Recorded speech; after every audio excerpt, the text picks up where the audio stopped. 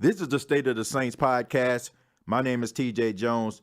Thanks for checking out the podcast where we're breaking down the Week 7 matchup. The New Orleans Saints went into M&T Bank Stadium to take on the Baltimore Ravens. Now, this is one of those classic matchups, the number one offense versus the number one defense. That's what they've been talking about the entire week leading up to this game. How will Drew Brees and the New Orleans Saints offense go up against a team that shut out the Tennessee Titans the week before in Week 6? The New Orleans Saints, I got to tell you, I am very, very, very impressed with this game. If you're a Saints fan, you got to be optimistic about this win. Yes, it was a nail-biter. Yeah, a couple of us had to go ahead and grab that heart medicine off the counter. But nevertheless, the New Orleans Saints got the job done. They knock off the Baltimore Ravens 24-23.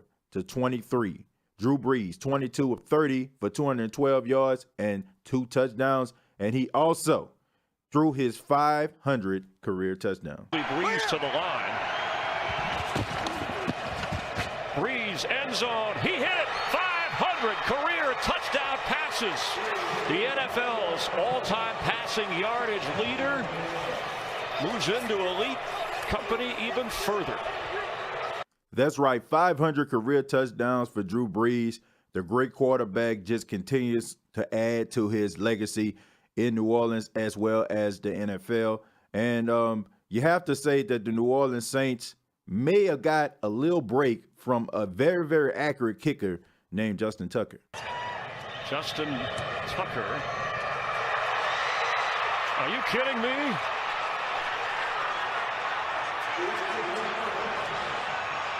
The first miss in his career. He hadn't been wide on a kick under 58 yards in his last 180 kicks. You know that old saying, they say, sometimes it's better to be lucky than good.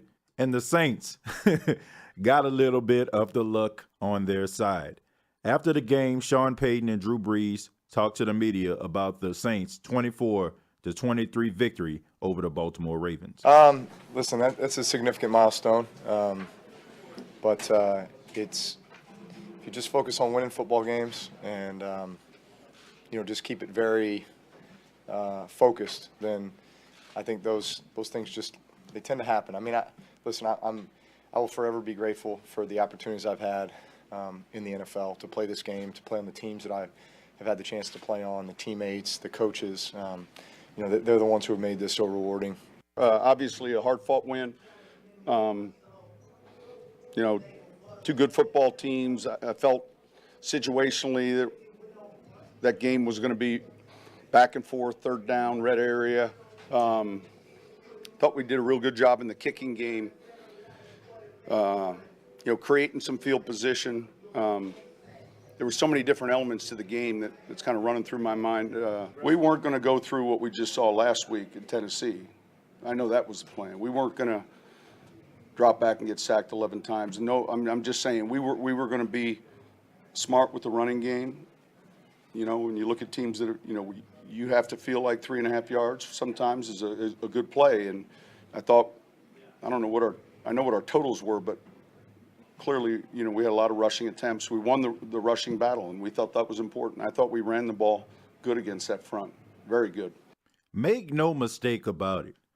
The New Orleans Saints deserve to win this football game.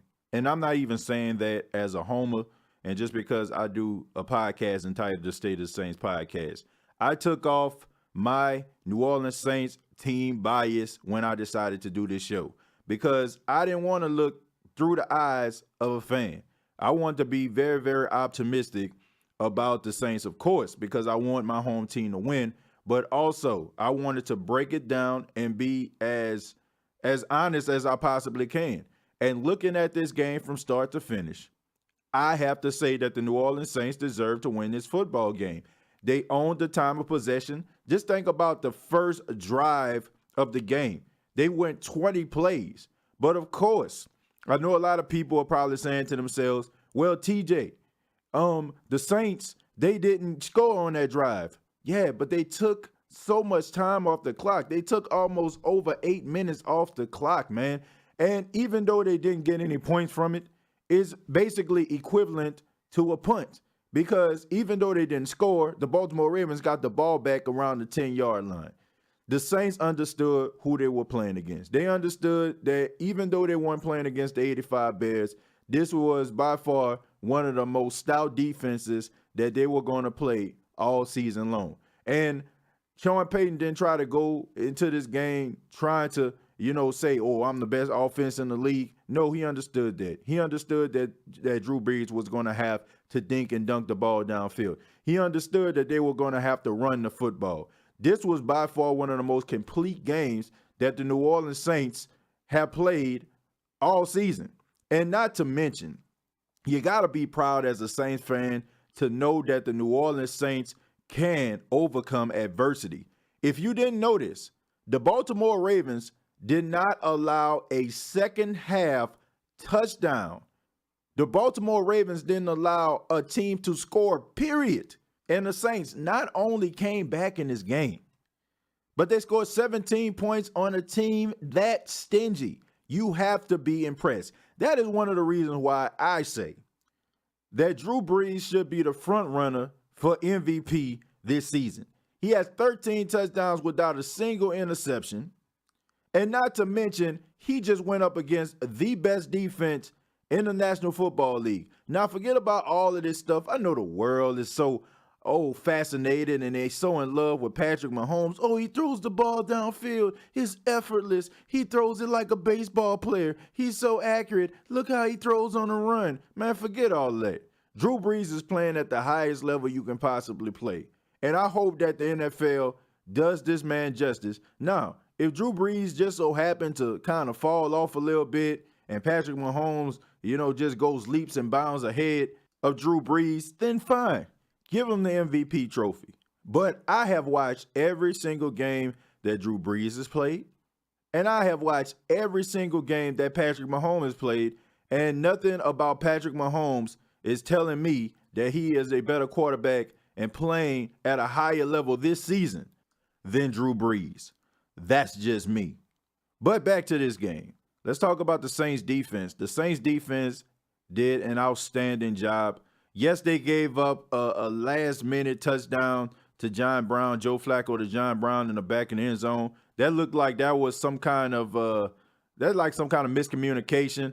And Marcus Williams was not in the game. I don't know if anybody noticed that. Marcus Williams did get injured towards the end of the game. So I think that he played a huge role in Von Bell not being in position in order to make that play. I feel like if Marcus Williams was in this game, I feel that he would have made that play. And another thing about Marcus Williams, I feel like Marcus Williams is the unsung hero of this game. This guy played outstanding this game. If you look at the last drive of the first half of the Baltimore Ravens, you seen that Joe Flacco threw the ball at John Brown. John Brown was in stride. And John Brown is really, really fast. Most of the time when John Brown catches that ball, 9 times out of 10, he's taking that to the house. I know a couple players on defense in the secondary probably would have quit on that play. Marcus Williams, not only did he not quit, but he made the tackle. And that is what you need on your team. You need players with that type of heart. You need players that are not going to give up on a play. That shows you the type of football player that Marcus Williams is, because you never know. The Saints, for the exception of a couple plays, they could have possibly stopped the Baltimore Ravens or held them to a field goal. So I was really impressed. Marcus Williams is doing an outstanding job this season. And not only him, Marshawn Lattimore. He locked down Michael Crabtree. Be that as it may, Michael Crabtree isn't the Michael Crabtree of old. But he's still respectable. He has good hands, and he's a big physical receiver. And Marshawn Lattimore did an outstanding job guarding him in this game. A lot of people are not giving the New Orleans Saints defense credit for being a good defense, but the Saints defense has been coming on. They're number 1 in the league against the run. That's why Saints fans, we got to stay on top of these things. When people are trying to be critical of the team and saying, oh, they don't have a defense, their defense is questionable, I'm really starting to believe that the media stopped watching the Saints after week 1, after that game against the Tampa Bay Buccaneers, and maybe they watched the game versus the Atlanta Falcons and they said, oh, well, it's the same old Saints. Let's talk about the Cowboys and the Steelers. I don't think they're paying attention to the adjustments the Saints have made defensively in order for them to be credible. The New Orleans Saints defense over the past couple of games have done really, really well. I was looking at the halftime report during the Baltimore Ravens Saints game, and Michael Strahan, he said it. He said that the New Orleans Saints defense is a lot better than people are giving them credit for, and I think that is true. And the New Orleans Saints get this victory, and they go to 5-1. And this was a game that they really, truly needed, especially going into a game and going back to the crime scene. That's why I'm calling it the crime scene. Next Sunday against the Minnesota Vikings. We all know about the whole Minnesota Miracle situation. The New Orleans Saints go back to U.S. Bank Stadium, where the biggest travesty in the history of mankind took place in the NFL's divisional playoffs on last season. Can the Saints right the wrong of last season by knocking off the Minnesota Vikings? We'll talk about that later in the week. But this has been the State of the Saints podcast. Of course, check out the State of the Saints podcast on YouTube. You can subscribe to the YouTube channel. Please hit that bell for notifications, so when I do the videos, you'll get notifications about them. And also, if you haven't already, please follow the State of the Saints podcast Facebook page. Till next time, my name is TJ Jones, and this has been the State of the Saints podcast. Who dat?